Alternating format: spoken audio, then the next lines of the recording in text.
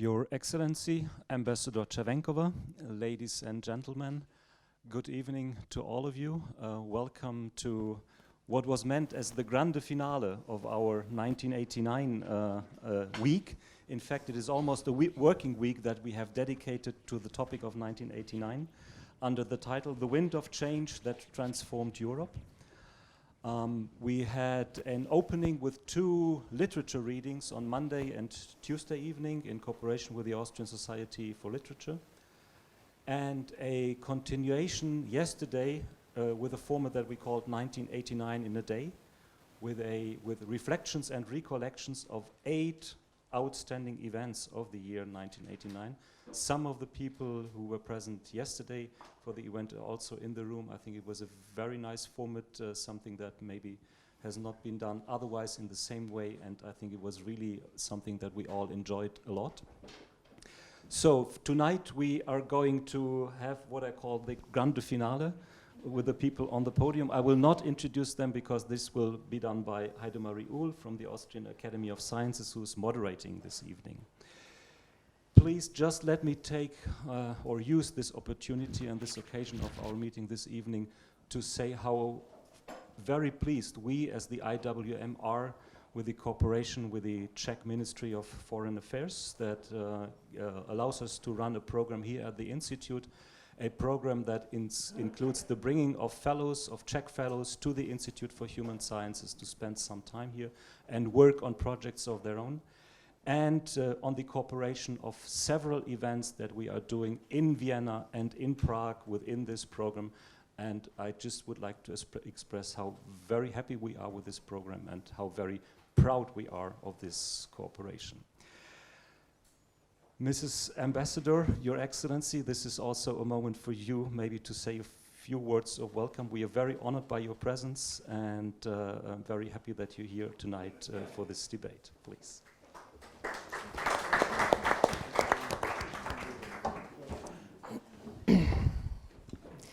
Dear Madam Uhl, dear Mr. Přibáň, dear Mr. Šimečka, distinguished guest, it is a great pleasure and honor for me to greet you here at the Institut für Wissenschaften for Menschen. It is in recognition of the Institute's unique role that the Ministry of Foreign Affairs of the Czech Republic and IWM have signed a grant funding agreement for the years 2018 to 2020. Since 2018, a number of distinguished and of young aspiring scientists have been granted fellowship at the Institute. A number of translations and papers have been published.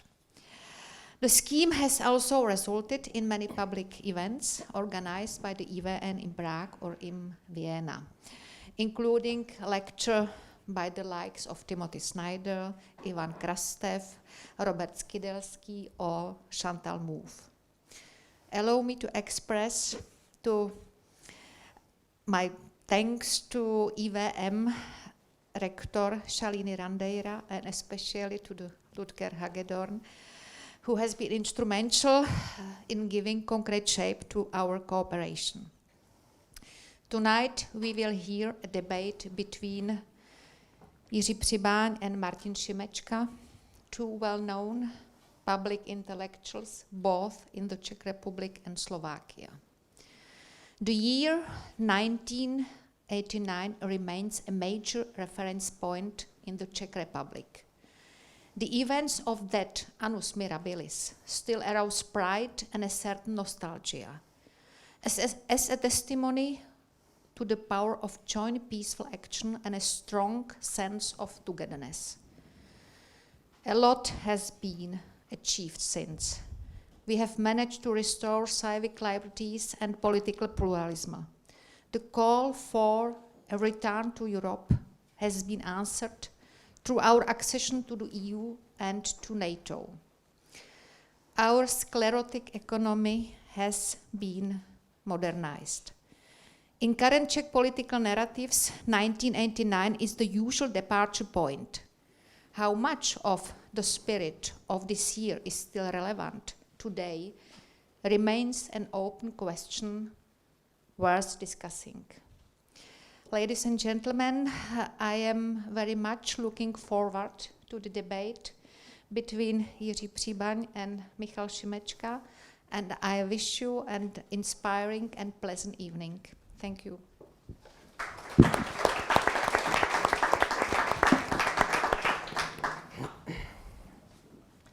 Thank you very much. I don't need a mic. We have. Thank you.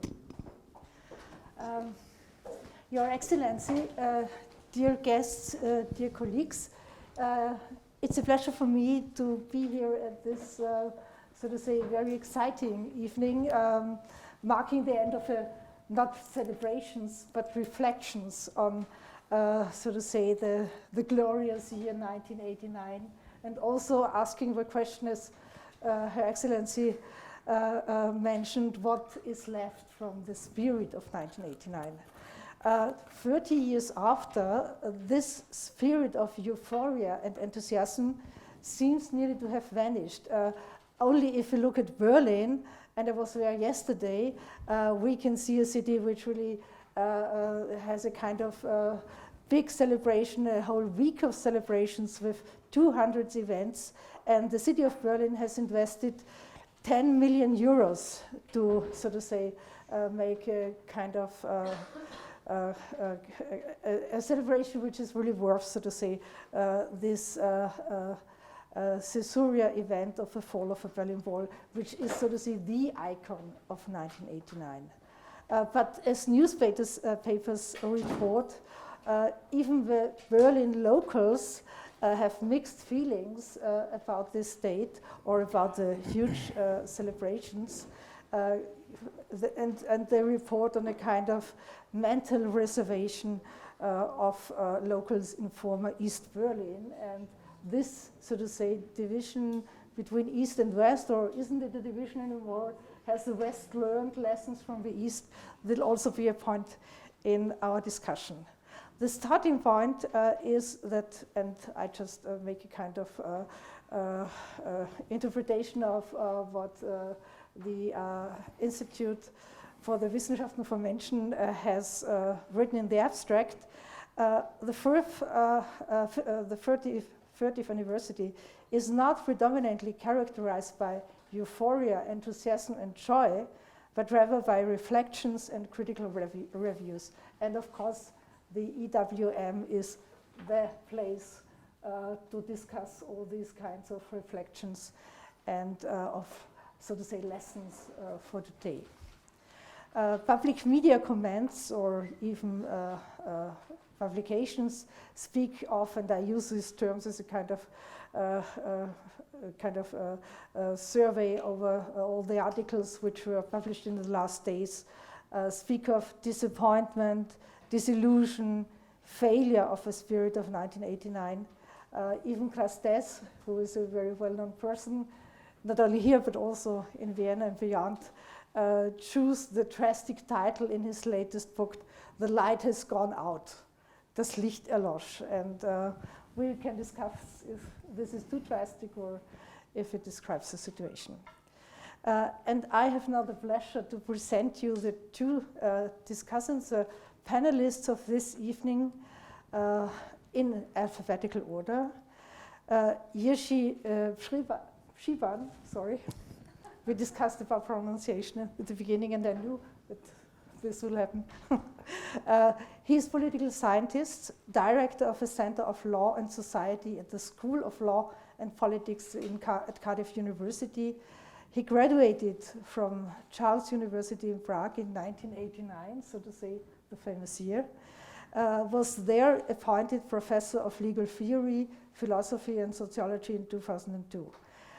He was, amongst many other appointments, visiting professor or scholar at the European University Institute in Florence, at New York University, at the office in Prague, the University of California in Berkeley, the University in San Francisco, and allow me just to make it short. And he has published extensively on social theory and sociology of law, on legal philosophy, on constitutional and European comparative law, and theory of human rights. He is not only editor of the Journal of Law and Society, but also a very well-known political commentator and regular contributor to Czech and international media. I read also the BBC World Service and so on. So we have a view from inside and from outside, I would say, and still inside Europe, but who knows. I only want to mention one of his latest books, which the title, it has a very inspiring title, and maybe also for our discussion, Self-Constitution of European Society, Beyond EU Politics, Law and Governance. And it was published at Routledge in 2016. So I can present to you the second public intellectual on this podium, Martin Šimečka. He is a Slovak author and journalist and published in the Samizdat literature during the communist time. His novel, The Year of a Frog, has been translated to English and French. And in the years after 1908, he has an impressive, so to say, media career in various media formats. He founded the independent publishing house Arca, is it right? Later became editor-in-chief of Domino Forum, a Slovak weekly, and was for 9 years, from 1997 to 2006, he acted as editor-in-chief of SME. Maybe we can translate it. SME, it's just titled SME. SME. Slovakia's leading daily newspaper. And from 2006 to 2008, he was editor-in-chief of Respect and later editor and contributor of this publication. And since 2016, he is editor of Denik N. I just looked it up this afternoon. It looks very interesting. A newspaper and internet service. And at least I have to mention, in 2018, he was awarded the Slovak Order of the White Double Cross, the highest state decoration of the Republic of Slovakia. And I want to mention that this is a kind of typical Central European career, from young revolutionary to the highest state honors. But luckily we have there was a president I could take the medal from him because I respected him in that time very much. Okay. Which is not the case of Czech Republic. So Okay. I was lucky to be Slovak. Okay. So we are in the middle of discussion yet, I see, but let's go back to the question we have to discuss this evening.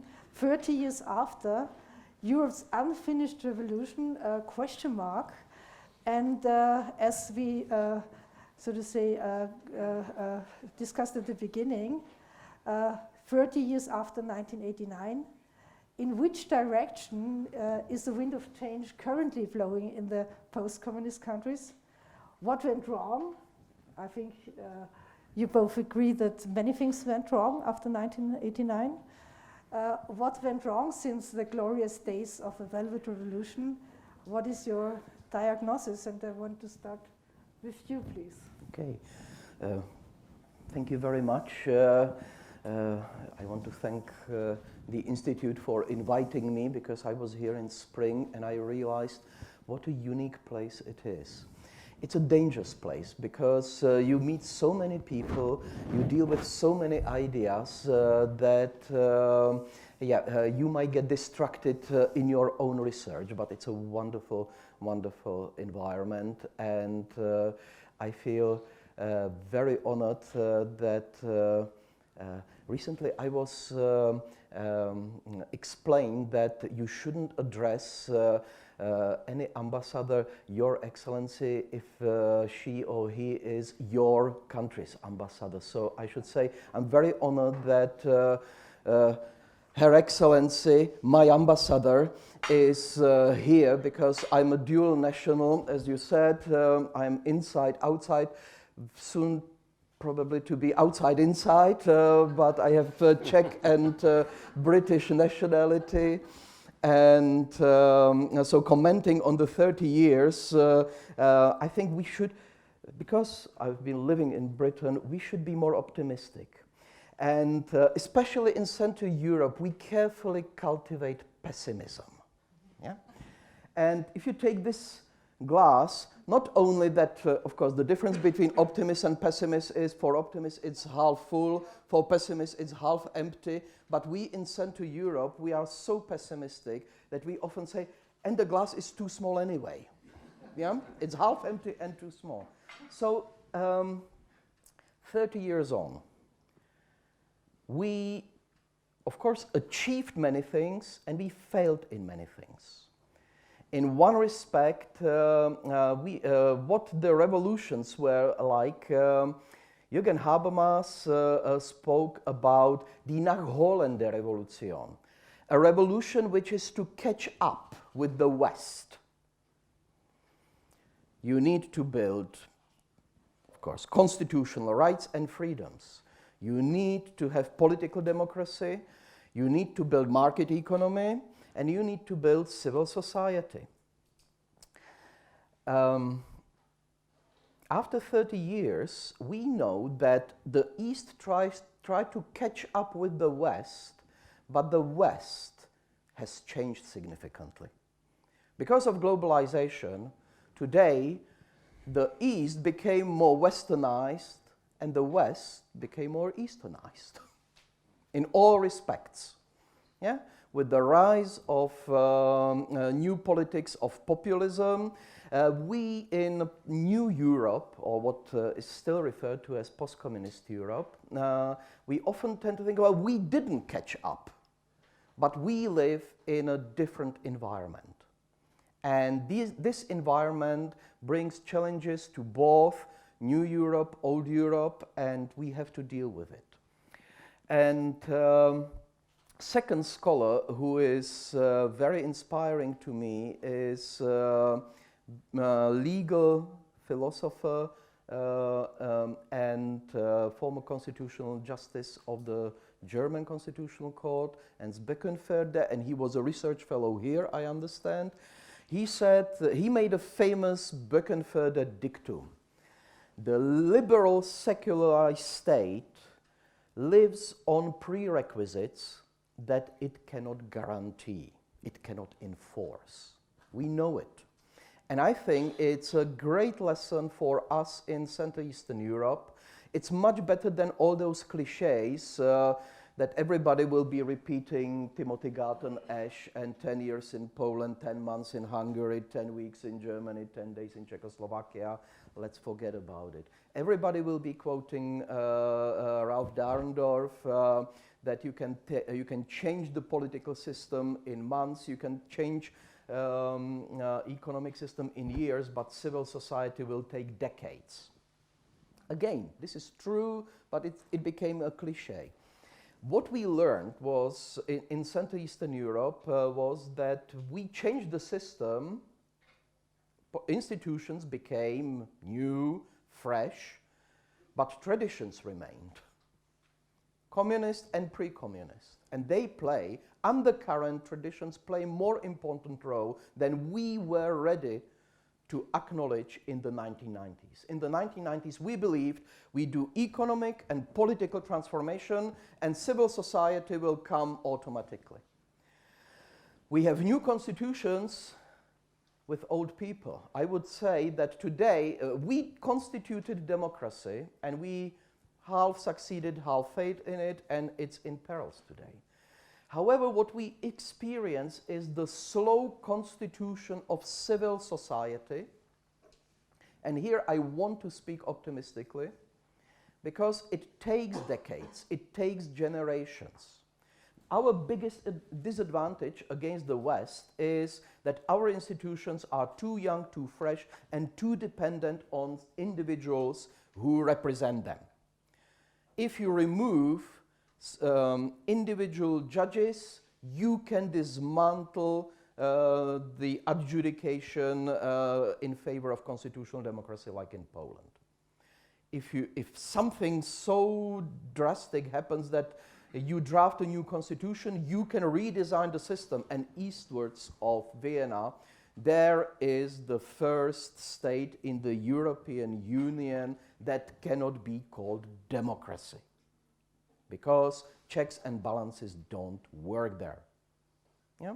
And again, so Hungary is a real problem, and if you kill political institutions, you can kill the constitution of civil society. But civil society will and cannot be stopped that easily. Poland is an evidence to it. Czech Republic, we remain hopeful. We have more robust independent institutions. We don't have the conservative counter-revolution Orban style or even Kaczynski style. We are probably experiencing something which can be called Berlusconi period of Czech anti-politics. And when I was in Italy earlier this year, one colleague told me, sometimes I long for Berlusconi. Yeah? It shows that post-communist Europe isn't in it itself. We have a European problem with democracy. Finally, and I don't want to speak too long, I think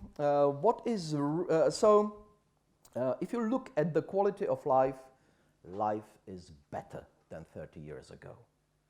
I was just reading an essay of a colleague of mine who said, a revolution has winners and losers, and winners are on the list of oligarchs. That's complete misreading of the situation.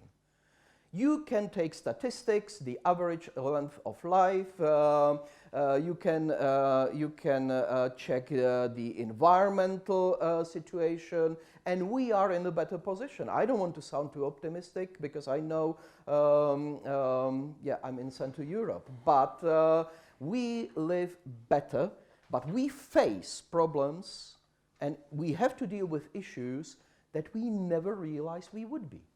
Social inequality, exclusion, injustice, and the marketization of everything, precarization of professions that used to be secure, and post-industrialization of economy, which created problems in the West in the 70s and 80s. And we are going through that phase because at the moment, post-communist European economies are basically Detroit of the European Union. We make cars, but to make cars is not very profitable nowadays. Yeah? So how shall we make this jump to the 21st century nanotechnologies and other startups? But I want to finish with one thing and one particular worry, which is in the constitution of civil society. We are much more fragile than many Western countries. And what we're witnessing right now is this conservative counter-revolution coming with attempts to suffocate liberal in liberal democracy. So, media, police, prosecution, judiciary, and public media, in particular private media, but also public media. So what is at stake is the nature of the political system which will be driven either by nationalist, conservative reload of politics along populist lines known elsewhere in Italy, in France, but also in Northern Europe, and don't get me started on the United Kingdom. And but in Central Eastern Europe, the real risk is that we will end up with oligarchies without liberal ethos. You have oligarchies with liberal ethos. Look at the United States. Even in democracy, it's always the minority that rules. I'm sorry to speak like a constitutional lawyer now, but the rule is always in hands of elected or appointed minorities. If the minorities don't represent and respect social interests of majorities, you will get populists challenging the establishment. What is paradoxical in Central Eastern Europe is that populism is thriving on social welfare redistribution. So it is addressing the social question, which we liberals and 89ers completely forgotten about. In Czechoslovak history, in pre-Czechoslovak history, the question of politics was always the social question. Tomáš Garrigue Masaryk, not the most popular politician among Austrians, always connected the Czech question with the social question. After 1989, we've completely forgotten about social question, the question of equality, and now people like Orbán, people like Kaczynski, people like Babiš are using the social question to beat the democratic political question. And this is our greatest risk. We'll address the second 1989er on the podium.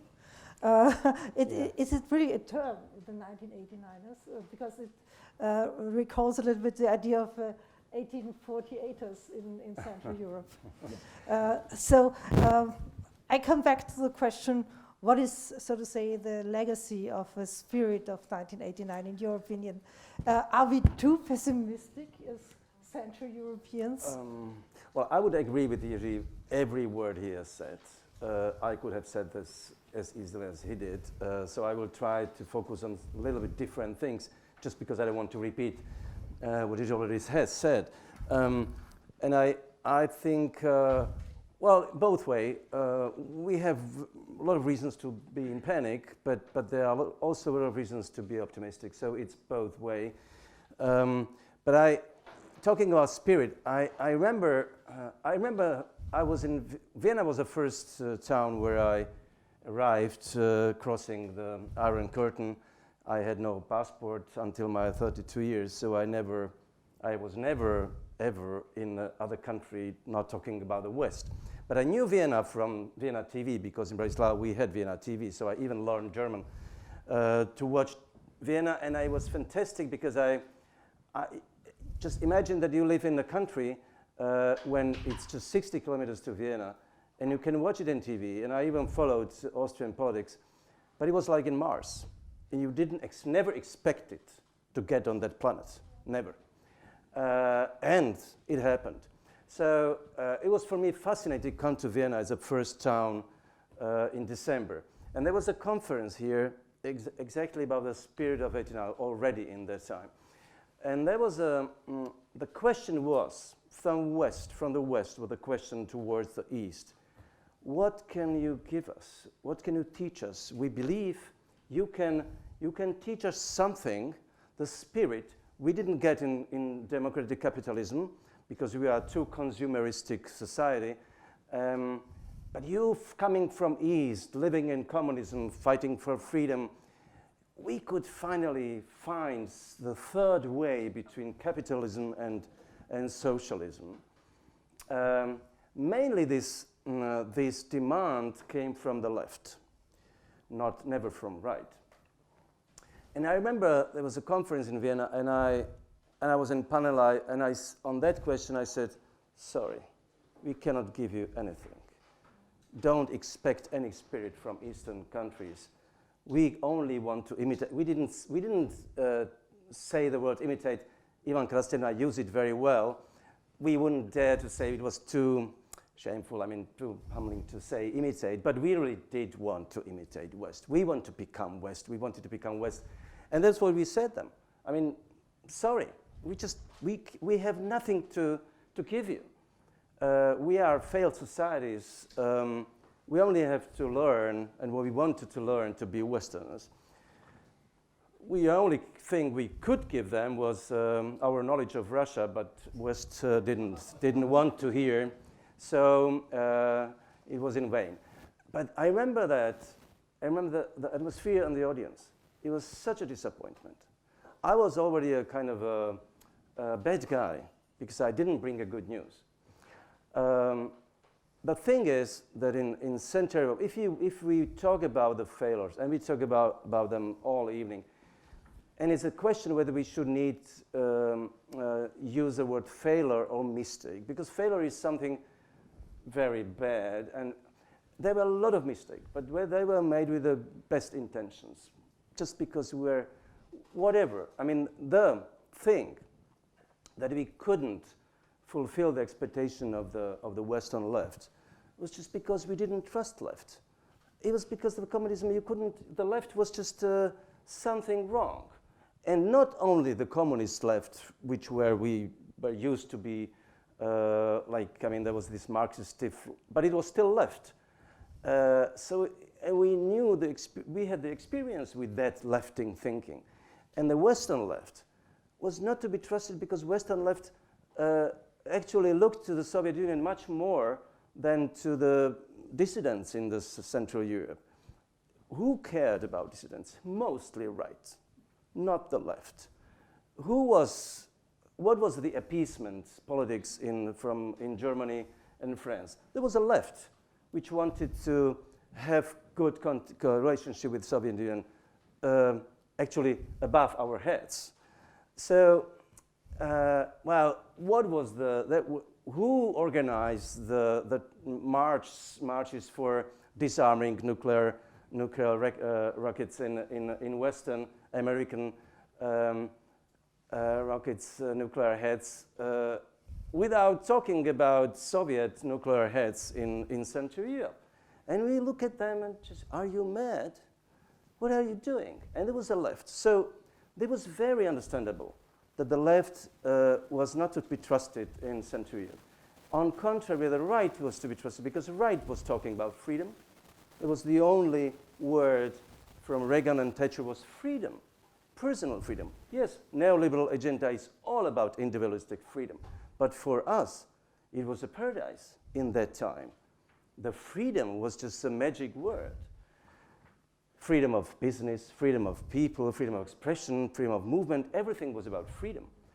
So it's understandable. It was a mistake, but it was an understandable mistake.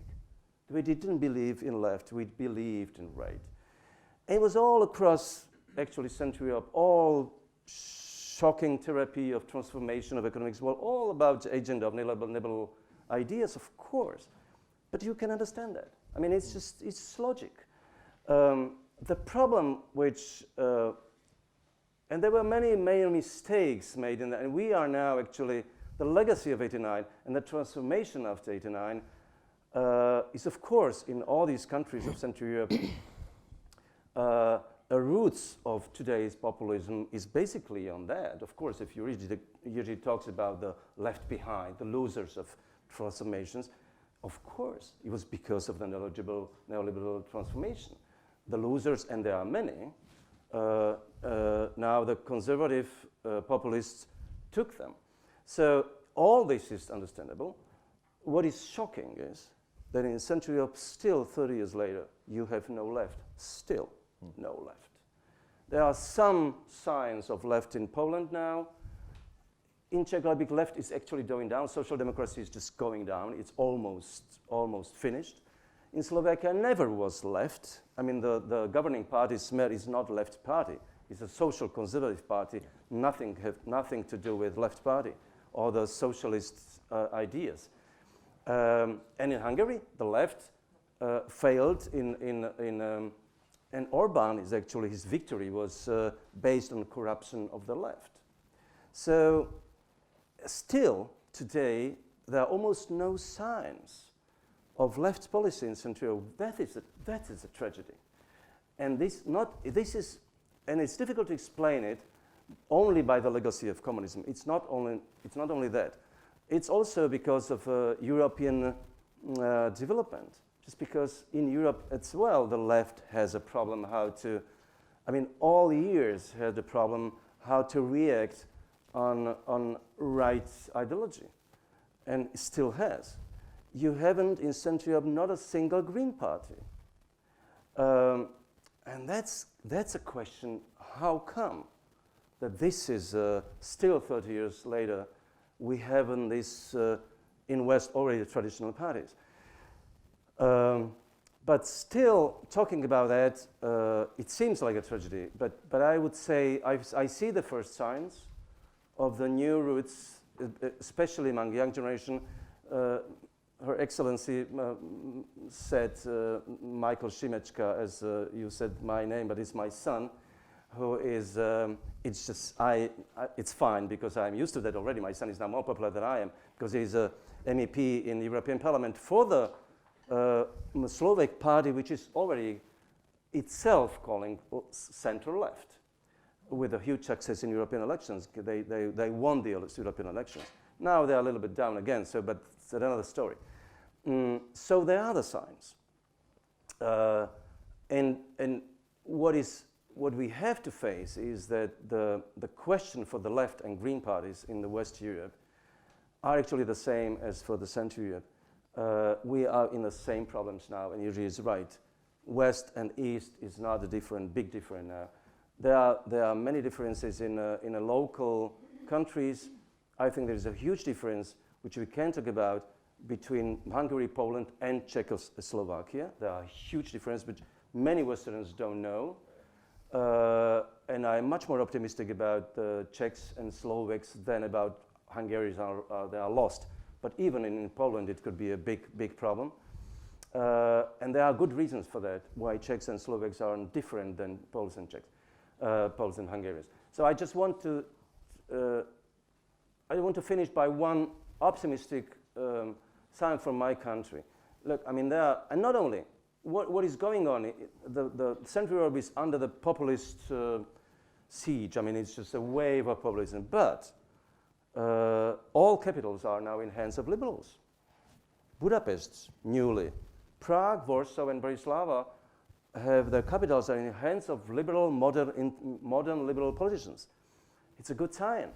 Many towns in Slovakia, in Poland, and in Czech Republic are in hands of liberal politicians and not conservative populists. In Slovakia, we have a new president, very unexpected winner of the present election, which is liberal. She's called by a Guardian the spiritual liberal, which I think is very correct name or title. And all this is because of the shock, which is especially in Slovakia. It's a shock of the murder of the Slovak journalist almost 2 years ago, and his girlfriend. The shock of how deep the corruption is and how the mafiaization of the state is, and the shock results could be in the two ways, either liberal one or fascist one. In Slovakia now, this is a battle about that. We have a parliament elections in February, and the battle between these two ways of the results of the shock of society of corruption. So we could be optimistic, but also there are, of course, big threats. So thank you very much. Thank you. I have two questions, a small one and a big one, but I'm not sure which one is which one. So the first one is, and you brought up this topic, and it's of course very interesting to observe the developments in the countries you mentioned, in Poland, in Hungary, in the Czech Republic, in Slovakia. But why is there such a difference between Poland and Hungary and the Czech Republic and Slovakia? Maybe you just said two sentences. You wanted to go into detail, but you didn't. Yeah, there are various differences, but I would say one is crucial. If Jiří talked about the legacy of the past, not communist past, but even the pre-communist past, it's very important. Czechs and Slovaks is a legacy of First Republic under Masaryk. It's a democratic country. And if you ask Czechs and Slovaks, even Slovaks, what is their history? I mean, the main, the era, that would be First Republic, the democratic state. You cannot say it in Poland or Hungary, because their past is imperialistic. I mean, they were empires, and mostly based on aristocracy, which is not the case of Slovaks and Czechs, who are just plebiscite nations. Luckily. Now the legacy of if you look at Orban's and Kaczynski ideology, that is ideology of they are missionaries. There are missions. Orban says, I will save Europe from immigrants, Christian Europe. Kaczynski also is talking about new Poland, looking to the past, of course. So these countries look to the past, but the past which is not democratic, which is past of the empires, based on ideology of nationalism. You cannot actually, well, there are nationalists in Slovakia and Czech Republic, definitely they are, but it's a different kind of nationalism. In Czech Republic, Czechs have the prime minister who is by origin the Slovak, an oligarch, and he had a couple of months ago he said he tried to put some idea to the Czech society, saying the Czechs are genetically determined to be better or whatever, achieve better. And it was a huge laugh in Czech society. What? We are genetically... What is it that's... Not only that you as a Slovak shouldn't say it because you are genetically Slovak, but even that idea that we Czechs are determined, committed to something being better. What a stupidity. Yeah. And you wouldn't talk about the nationalist ideology in this kind of, as a mission. It's absolutely impossible in Czechs and Slovaks country. And there's a huge difference, which means that the populism is, I would say, less dangerous.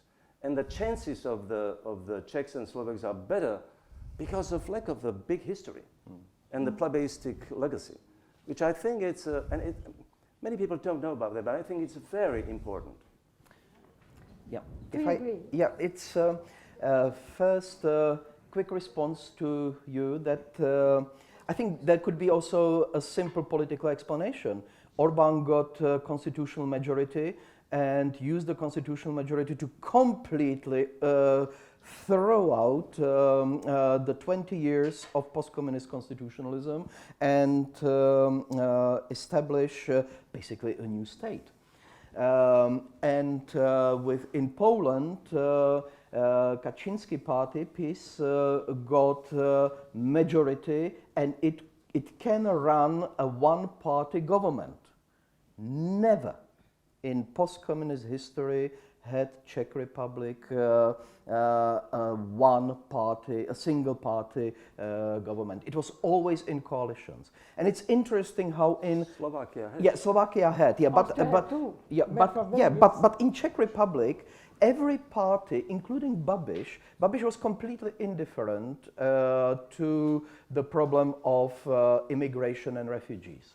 He only started playing to this tune because he believed he could expand his support and form a government which would be just an ANO government, and he failed in it.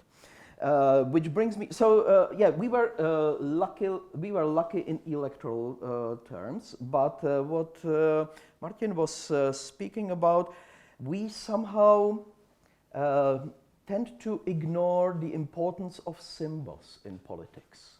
And First Republic, of course, is a symbol. It's an ideal, but it's also a point of reference, and it has a moderating effect. And when I was listening to you, Martin, I realized that I'm sitting on a panel with a member of the Kennedys of Slovakia, that you are now a dynasty, because I would like to pay a tribute to your father, Milan Šimečka, who wrote a terrific book about the normalization in Czechoslovakia, the restoration of order. And I think this is exactly a book which we all could learn from, in the East and in the West, because he beautifully describes how normalization in the 70s was not a return to a tyrannical order, but it was a restoration of an authoritarian regime in which your position and your place in society is clearly defined. Politics is the public is you can live your private lives. Yeah? And today, I think we risk the same restoration of order that populists in Central Eastern Europe want to restore order by saying politics is us, we are messiahs, and yours will be those little niceties in the private personal sphere. Yeah?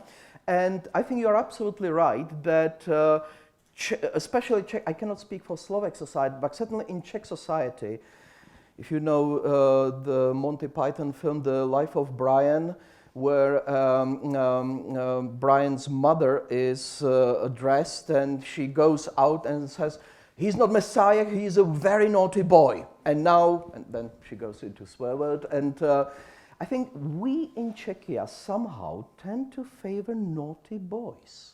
Yeah?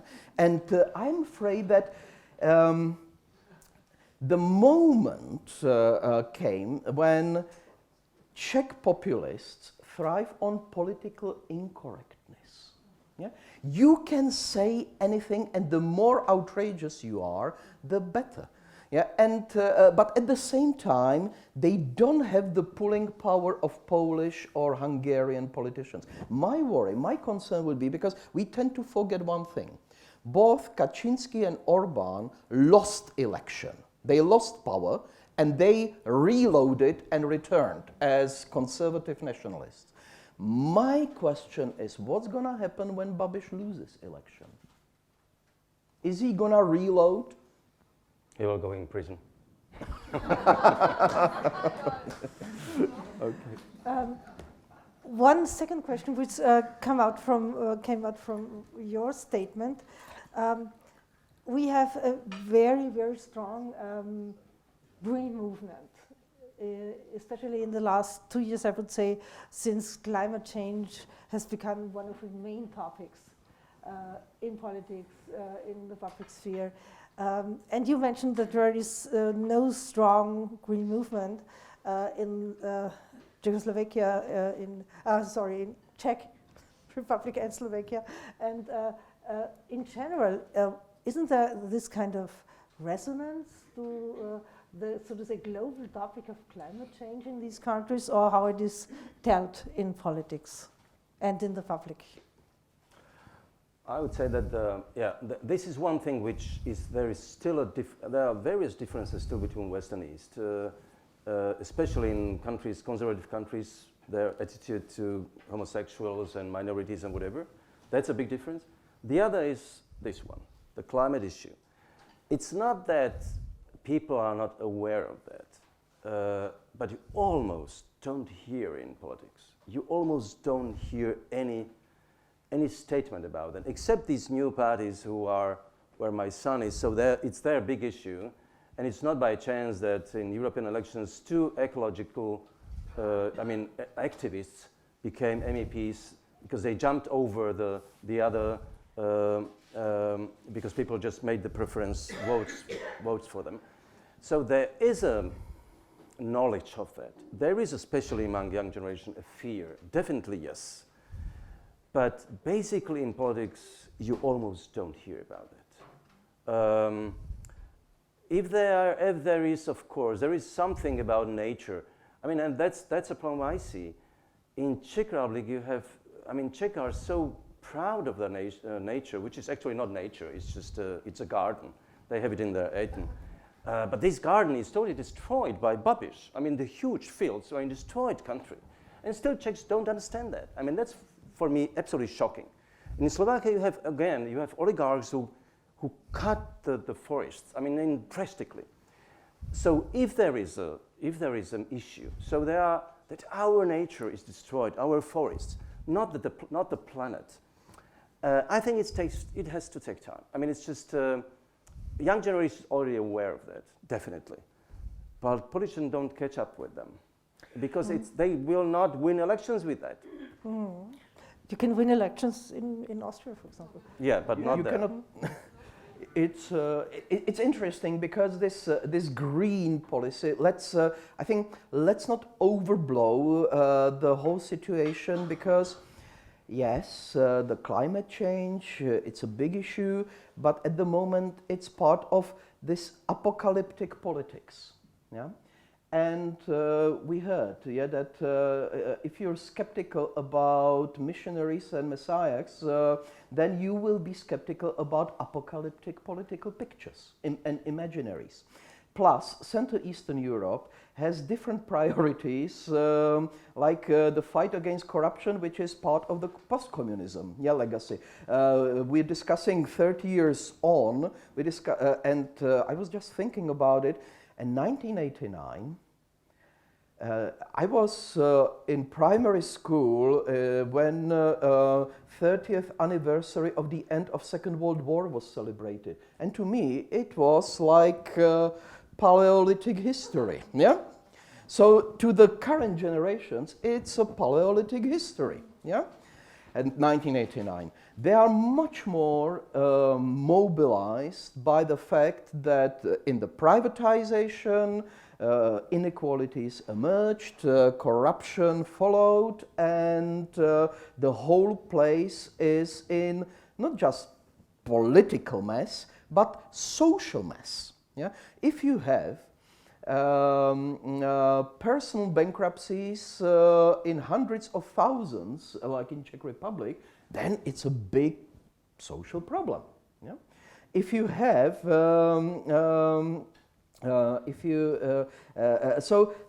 green issues are issues, but I think inequality is becoming much bigger issue because post-communist societies are not used to huge inequalities.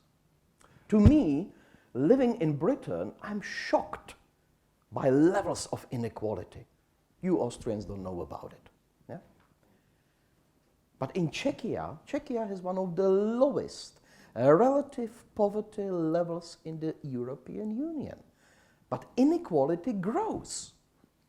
So of course it's felt, and especially by the young generation that would be telling us, you stole everything and we have to pay for it.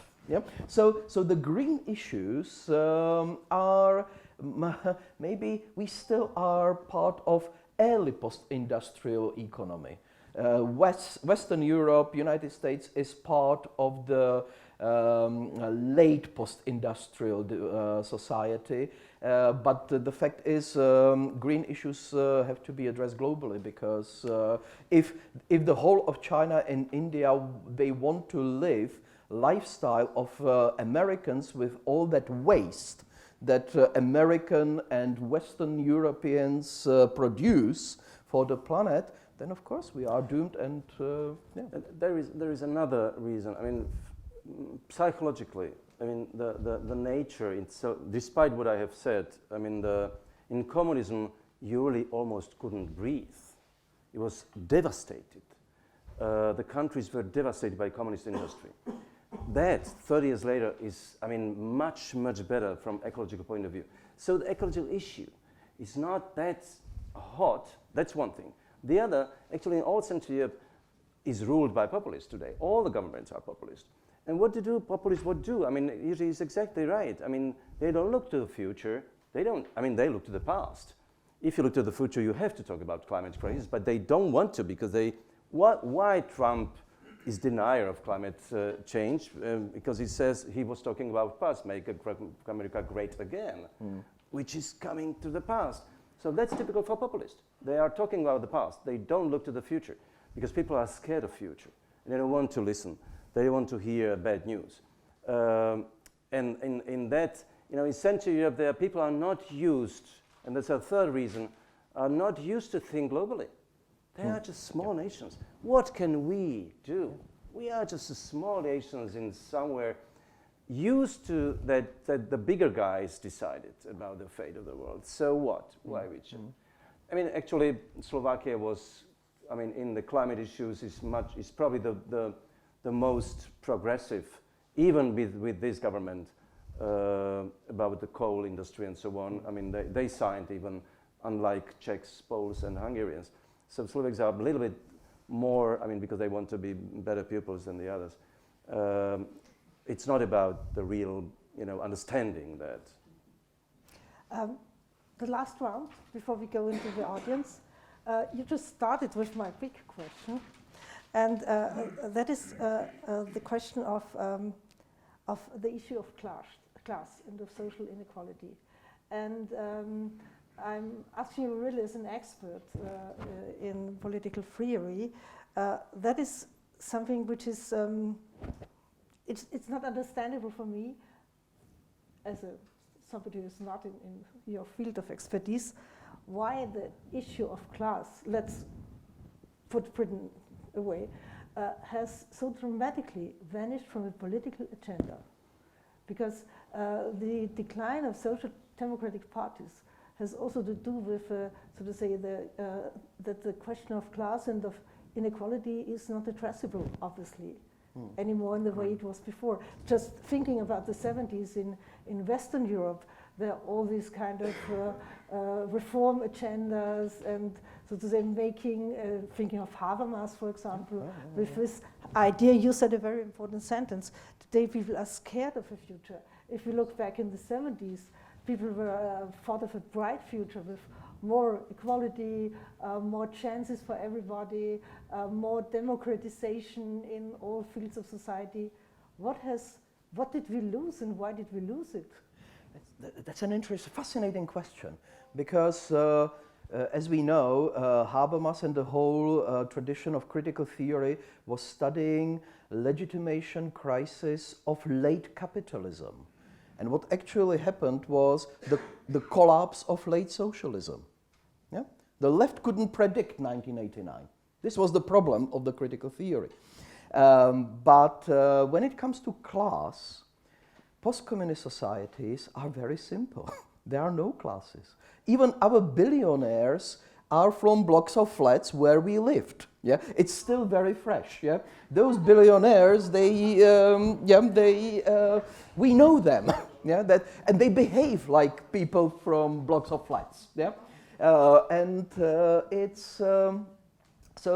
the question of class was very different in socialist, in Eastern Europe and Western Europe.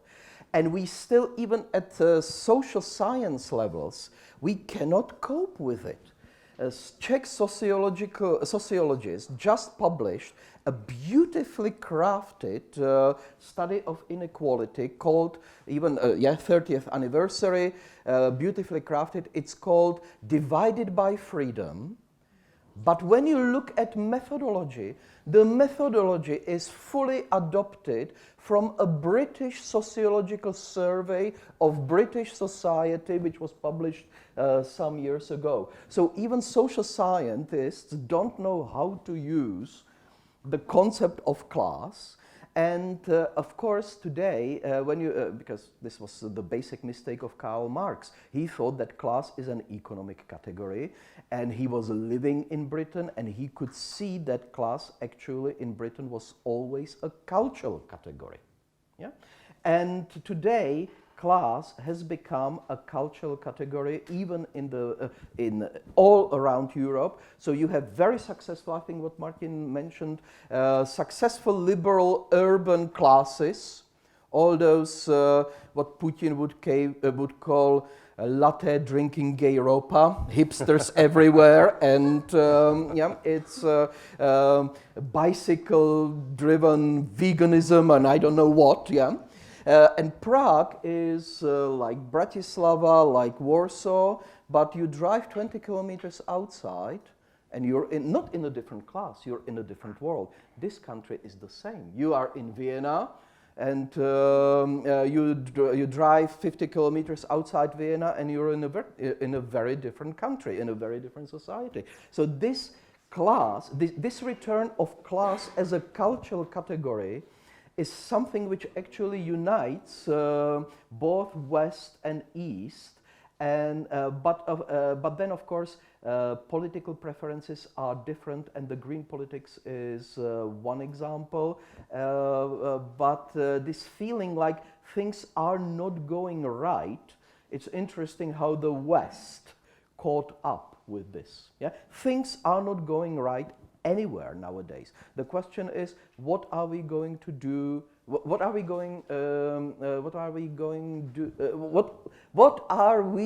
ready to do, and what can we do about reform which would address the questions of social inequality, but social inequality which is nowadays identified through cultural lenses? Okay, so I think we have now so many issues to discuss, but I really, if you want to respond, I would prefer the I public. really want to go into the public, please.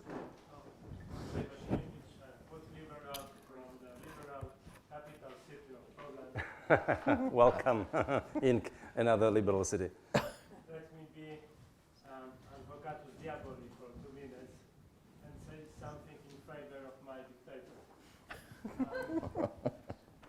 True, he wants to make Poland great again. But I suspect that at the end of the day, he simply wants to... He suspects the complete breakdown of the international order. And he doesn't want to leave Poland unprepared. So this might be his nightmare, the repetition of the 1939. And one more comment. You know, there were 2 types of tyranny in classic Greece, ancient Greece. One was something which happened on the way to democratization, and the other one, the new one, resulted from the strife of the factions. Perhaps this is the wisdom of history, that such dictators could be the figures who work on the social or the more equal society, our societies. But it can be or it can be not. I'm not sure. So maybe, I don't know how the customs are, but maybe collect 3 positions? Okay. I would say let's collect 3 discussant voices. In a way, I will continue on what Andrei said about being prepared. One aspect was missing to me in your discussion. When we are talking about 1989, it was a flight not only from the communist dictatorship, but it was also a flight from the Soviet Empire, from the geopolitics which prescribed to nations how where they belong. Yeah, and now it seems like to Czechs and Slovaks it's no longer an issue. They are happily living in a Europe of their dreams, maybe occasionally disturbed by the nightmare of migrants, but mostly they think about their bad politicians, corruption, social inequality, differences within society, and so on. And it seems like these 2 nations, yours are rather indifferent or ambivalent about Russian neo-imperialist attempts and attacks on the Western neoliberal project, on the project of Western integration. And so I wonder, why is it? Is it about your short memory when 30 years is a Paleolithic past? Is it about your plebeian nationhood? Is it about your love for naughty boys? What it is? Thank you. Another one, please, and when, please. We want to give some answers. There is no third question, is it? Okay. Good evening. I have a very simple question, but I would like to hear your opinion. I'm originally Czech, but also dual citizen French. And I spent so much time in Slovakia, so I can say I know both countries. And I would like you to explain me, please, how come that the Slovaks have elected such a bright, good-looking president? And why do the Czechs re-elect somebody who likes to divide society, who really likes to be politically incorrect? Thank you. Okay, 3 questions. Let's start with you. I tried there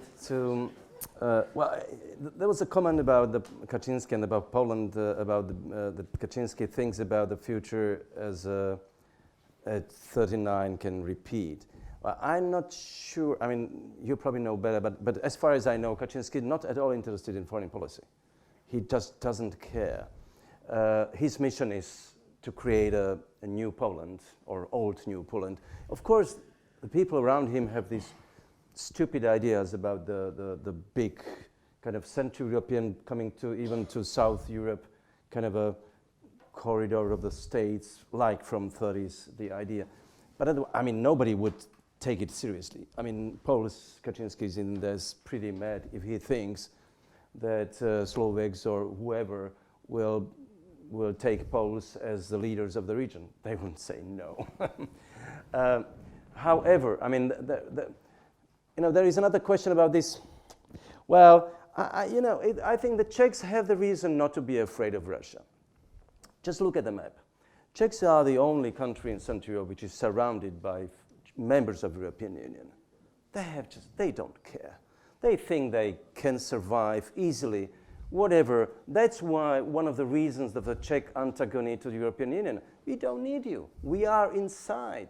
And this is a Czech, very fascinating attitude, which should be. We could talk hours about it.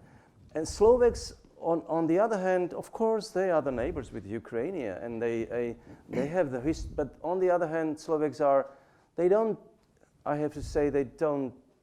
They are actually, by the all opinion polls, there are a third of those of Slovaks say, well, actually Russia is not bad guy.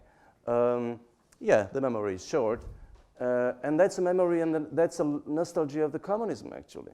For them, and Slovaks, unlike Czechs, I mean, they still have this nostalgia because, and that was right, in communism, the Slovaks there was era for them, the best, except democracy, best in their history. I mean, there was a modernization of the country. There are many families. I mean, most of the Slovaks were much better off in communism than before. I mean, so what? I mean, you cannot blame them for that very much. And the third question, well, look, I mean, why was Čaputová elected in Slovakia is a big lesson for all Europe, by the way. It's this now a fantastic book of Karl Sandstein, How Changes Happen, because he writes about that in society is sometimes prepared for the ideas it doesn't know even. You have to ask the right question, or you have to have somebody, authority, who says something completely new, unexpected, and people say, oh, why not?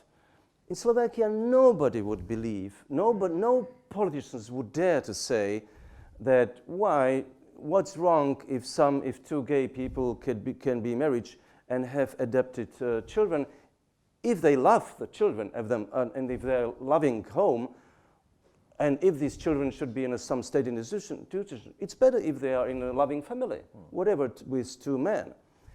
It's such a radical opinion with the present candidate. What happened was many people said, oh, actually, why not? And this woman has the courage to say that. I will vote for her, even if I disagree with her. So beside all the other effects, that Slovakia had 10 years of the actually populist government. They were tired of all these men and populists, whatever. And the other thing, she is such a personality that the answer is, if you have an offer, if you have a candidate who is authentic, trustful, well, and whatever, and authority, natural authority, then you can win, even against bad guys. And in Czech Republic, the sorry thing was that the other candidate was not that kind. Yeah, yeah. If I may, Czech society is very socially conservative. Don't forget that revolution, so-called the Velvet Revolution, started only after Todor Živkov was removed from his office, okay? Which tells you something. And and that's why we still live with the man of 1989. First Havel, then Klaus, and now Zeman, who is still perceived as this figure. And he's playing very successfully a big, I wouldn't say friendly giant, who knows, BFG, but he plays, well, I know what ordinary folk feels like, yeah? And that's why I was, before the election, I was saying we need a woman candidate. But I worry that we wouldn't elect her because unlike in Slovakia, and Slovakia had much more turbulent, we mustn't forget that Slovakia had much more turbulent post-communist politics than Czechia. Everything was almost apolitical in Czech. Hardly anything happens. If you look back, yeah, then 30 years in Czech Republic looks pretty dull when measured against Slovakia and Mečiar, Hungary and Orbán, Poland and number of Kaczynskis, so in Czechia almost nothing happened, and people would be mocking a female candidate, being, oh, what is she doing? What is she after? She's not experienced, and Zeman knows what he's doing. And you're absolutely right. The counter candidate was very weak, I must say. Yeah, that it was just he wasn't Zeman, and it's not enough. It's not a program. Yeah. About the other two questions, I think it's important about. I will speculate briefly about your devil's advocate question, because all the leaders, we somehow in post-communism and in this belief, post-89, everything is rosy. It will be market economy, liberal democracy, and cultural tolerance and openness. And then we had economic crisis. Liberals started celebrating diversity rather than tolerating diversity. So it's a big difference if you tolerate diversity and if you are pushed and forced to celebrate it. Yeah? So all of a sudden, liberalism in conservative segments of society in the countryside and elsewhere started to be felt like a culture danger. Yeah? And the liberals lost something. Yeah, that's behind the rise of extreme right-wing parties, right-wing populism. You cannot explain simply like a post-Brexit situation. You are stupid, bigotic idiots who voted for Brexit. We realized that the liberal left had the same snobbery and xenophobia of the other half of society that they criticize so much. And populists tell you, no, you're absolutely fine. Yeah? So it has this not unsettling, but settling effect on politics, and we forgot about the role of charisma in politics. With the collapse of liberal, I mean economic and political order, yeah, the rise of populism is a logical consequence with one big sociological lesson. That now we know that politics is as much a matter of reasoning as charismatic seduction. Even highly complex post-industrial, postmodern societies and culture are suspect to the power of charisma. And on geopolitics, yes, I'm afraid, yeah, that Central Europe, and again, this is this slow time, longue durée, that in Czech society, yeah, as my Polish friend says, well, you were always in favor of Russians because you never had a border with them, yeah? But it's also like Czech modern politics was formed in opposition from it was the opposition of periphery to the center. Vienna, then briefly Moscow, we can do socialism with human face, and now it's logically Brussels. whatever they do there, we know better, but nobody will listen to us. Yeah, it's a little bit the same in Austria. Yes. Former Vienna is now Brussels. I think we can have one or two questions, and when we finish, please. Thank you so much. It was really fascinating having your Czech and Slovak views on these issues. I would ask one single question, because you didn't really mention or reflected on it, the differences between, or potential differences between, the discursive, populistic level and the realpolitik, what these people are actually doing. Because in my own reading, in this sense, there is a strong difference between Poland and Hungary. So one of the key issues of Orbanism is basically a functional schizophrenia. On the discursive level, he wants to be the best Christian in the old sense, protect this whole antemurale idea of protecting. But if it's about realpolitik, he's making business with Putin. A second nuclear plant is going to be built by Russians. Chinese money is flowing in. There is this opening to the East policy, and so on and so on. So there is very interesting, if you like, contradiction between the discursive level with which you win elections and what you are actually doing. Do you see such contradictions in Czech or Slovak discourses? Well, of course, although I have to say to much lesser extent. I mean, it's just because I mean Orban is an ideologue. Whether he means it or not, I mean, you are right. He's pragmatician. So he has a big speeches, but then he has. Well, by the way, he's very careful to have good relationship with Germans. So it's just he plays his economical advantages. Unlike Kaczynski, I think Orban himself sees Kaczynski as a madman because Kaczynski really believes in the ideas. Orban doesn't. But in Slovakia, that's what I was talking about. In Slovakia, you almost have no ideology, and in Czech Republic as well. There are no ideological parties except fascists. They have the only ideological parties are fascists. So you even cannot very much read the political statements. There is no mission, no idea. It's all about, sometimes money, sometimes, there was anti-immigration policy was there, kind of we don't want foreigners. We will protect our Christianity, whatever. But it's not ideology, it's stupidity. And actually now it's forgotten almost. So it's difficult to talk about the diversion between, or distraction between these two, between the pragmatic politics, because even, in Slovakia, I would say yes, even that, you could see it in Czech Republic in attitude to European Union, because you are against European Union, but you take money. And I mean, that's the kind of this. But in Slovakia, even that is not. I mean, even this government, however populistic it is quite pro-European.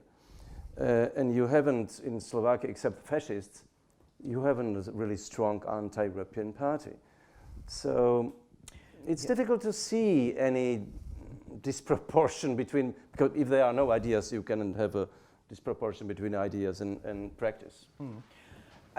And if I may add to this, it's interesting how, once again, this Hungary and of course, you have to go back to history and you have to investigate political cultures and traditions.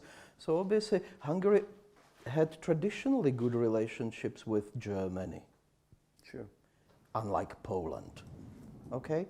And frankly, conservative German and Austrian politicians are partly responsible for what happened in Hungary. In 2011, if, and I'm sorry to say that, but if People's Party politicians here that were always behind Orban, if CSU, Bavarian Christians, were criticizing Orban's proposal of the constitution, we could be in a different situation. So it's the West and East implicated in the same trouble. And yeah, obviously every Pole will be, if you are a populist and missionary, you cannot be pro-German. Yeah, it would be mad. Yeah, through historical experience. And in Czechia and Slovakia again, yeah, this is, of course, there is a difference between what populists say and what they do. Babiš government, and I think it's fascinating to see how political parties were playing a card against Babiš without realizing that Babiš is doing social welfare policy which will be popular among people, especially among older generation, among population for which benefits, if they arise, it makes difference. Yeah? If you live in Prague, of course you don't rely on a social welfare state. But if you live in northern Bohemia, you do. Yeah? And so what's happening in Czech politics is that these are affluent years. Yeah? These are very affluent years. And you can throw money. It's a helicopter money. Yeah. What's going to come up when the crisis hits, and it already is biting, yeah, German economy and Czech economy is so dependent. I'm curious what's going to happen next, because we don't have a fascist party. Fascism was never popular in Czech historical tradition, but we had the tradition of the Second Republic, which was almost built for a few months, but it took a pattern from Italian fascism, one government party, one official opposition party, and it was Czechs who already started implementing anti-Jewish legislation, expelling Jews, and this tradition, I really worry that many people would find, and even politicians in Czechia, without fascism as ideology, they would be willing to do something which would be an authoritarian style politics in the legacy of the Second Republic without openly admitting it, because there are only, and we have politicians now talking about traditional family, like Václav Klaus Jr., and Czechs immediately responded to this, of course, yeah. Václav Klaus Jr. is best positioned to speak about traditional family because he has 3. Yeah, he's twice divorced, yeah. And so immediately, it doesn't fly. His movement is called Tricolora, yeah. And it's so close to the fascist party Czechoslovakia called Vlajka, the flag, that people are mocking it already. And he's got 3%. I think he can make it to the parliament. I would be very skeptical. I wouldn't bet on him becoming prime minister. So we have a last question, sorry. You have the last word. I just wanted to have the last word. Okay, no, I'm not. I have the last question, but it's the last question in the audience. Sorry? Yeah. Okay, please. My name is Muriel Blev. I work at the Institute for the Study of Totalitarian Regimes in Prague. And my question is for both of you. Well, who would you say has been the most successful in dealing with the communist past, the Czech Republic or Slovakia? Okay, wow, a very difficult question. Let's start with you again. Wow, that would be for a whole seminar. We have to be short. Well, I think, look, I mean, I think the Slovaks, they had been dealing with communism very pragmatically. They were much less ideological, I mean, communist. So, but they paid a price for that. On one hand, of course, as I said, Slovaks profited from communism in modernization of the country and so on. So there were almost no. In Slovakia, there doesn't exist anti-communism as an ideology or whatever, even a term nobody uses, which in Czechs happens often. And Slovaks had almost no dissidents. I was one of the rare exceptions with my father. And, But I think the price was huge. The price was the huge total cynicism of the society, which now pay the price. Mečiar was exactly the post-communist leader coming from the cynicism of Slovak communist agreement between society and the party. In Czech Republic, there were much more deeper division between dissidents and communists, and I think the legacy of that and Václav Havel was much stronger and for the better for Czechs. I mean, I know Czechs now look pretty bad. I mean, very cynical and stupid. But I think this will show in the future, and Slovaks had to fight with their own demons, which were hidden in the communist times, in Mečiar's times. They won the lesson finally, but it was tough. And I still think that you still feel in this country, Slovaks very slowly just start to understand, young generation, what was communism about. And I think we see it in the cynicism of the political sphere.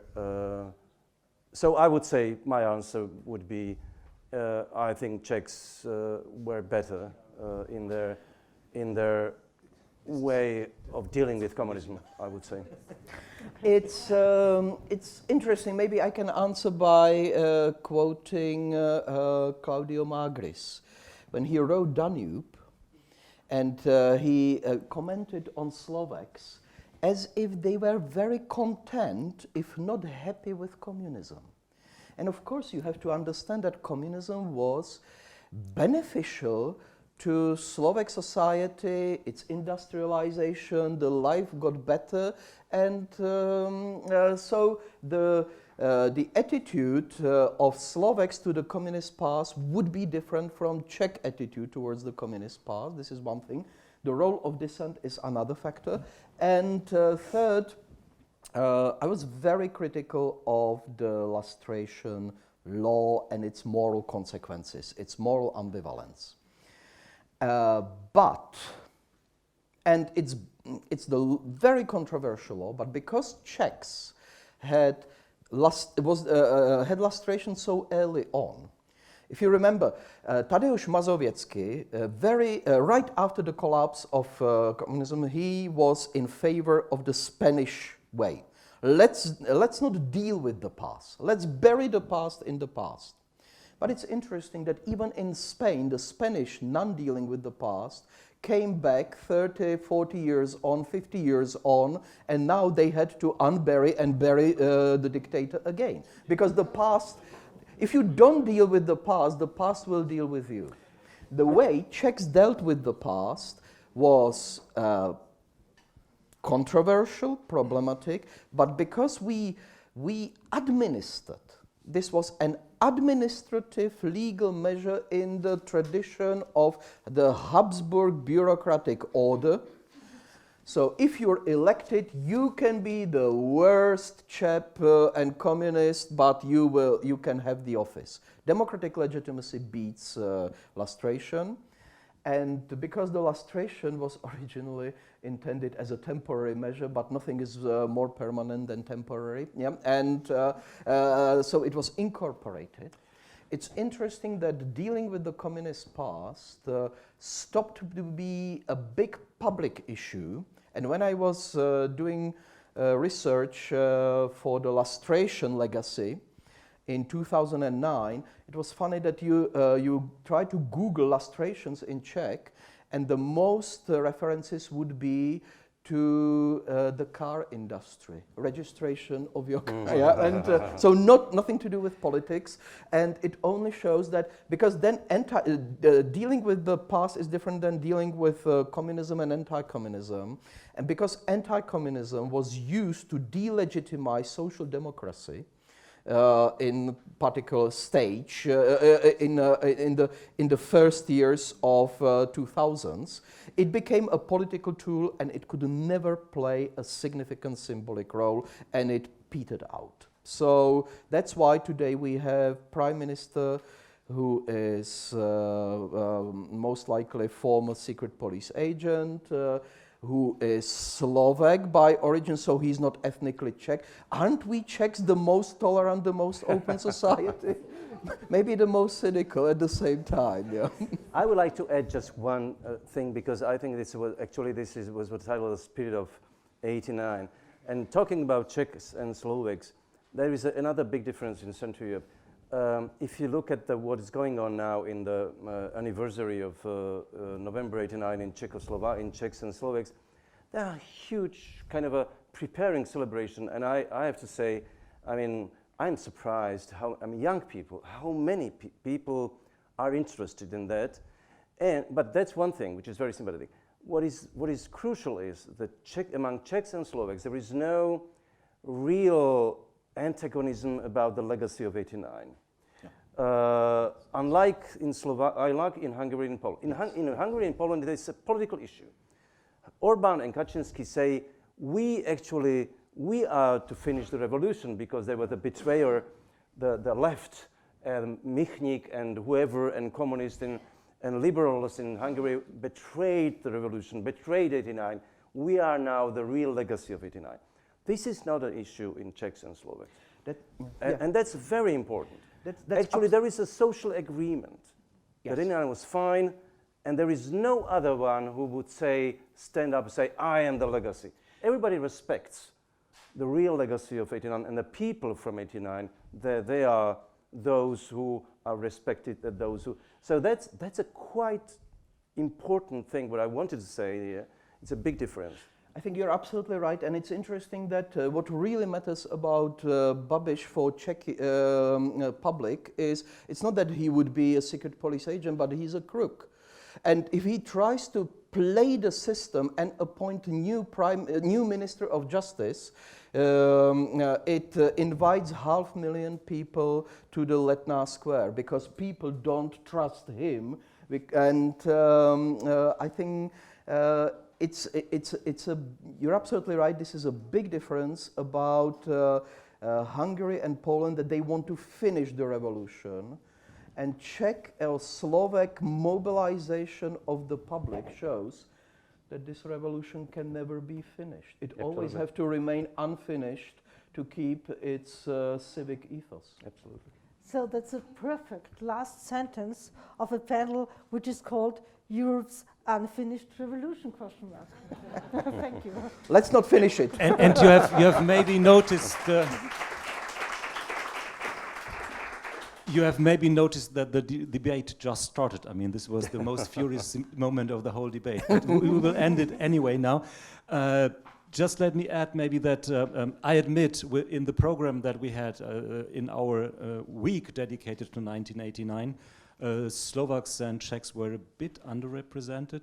But Martin and Jiří, you more than made up for it tonight with what I call the grande finale in the beginning. So thank you very much for that. And also one thing that maybe has also a bit to do with the '89 and after '89 development. We have a Slovak and a Czech here on the podium. This is also something that is closely linked to the post-'89 development, the separation of Slovakia and the Czech Republic. And this, one should mention it, I really think it's a very remarkable development, this peaceful separation, and something that one has to admire and admit that it was, I don't know if one should call it a success, but it's something at least that works. And if I see the atmosphere of the two of you interacting here, I think it's quite representative of how Czechs and Slovaks relate to each other. It's more like pulling one's leg than really fighting, and I think this is enjoyable, and it's just a nice thing, right? So now please all of you feel invited to our cafeteria downstairs for a bite to eat and for a glass of wine or two. Join us there. And one very final remark before we give the big applause to the three of them. One final remark. IWM is organizing book theater debate regularly. This Sunday, 11 in the morning, 11 a.m., we have another book theater debate. Seeing on the podium Constanze Itzel from the Museum of European History in Brussels, Ruth Wodak, a linguist from Vienna, and two people well known to this house and also very well known to the two on the podium here, Ivan Krastev, permanent fellow to IWM, and Jacques Rupnik, political scientist from Paris. So maybe if you have the time, join us for that as well, Sunday 11. And now the big final applause for the three on the podium, Martin Milan Šimečka, Heidemarie Uhl, and Jiří Přibáň. Thank you. Thank you.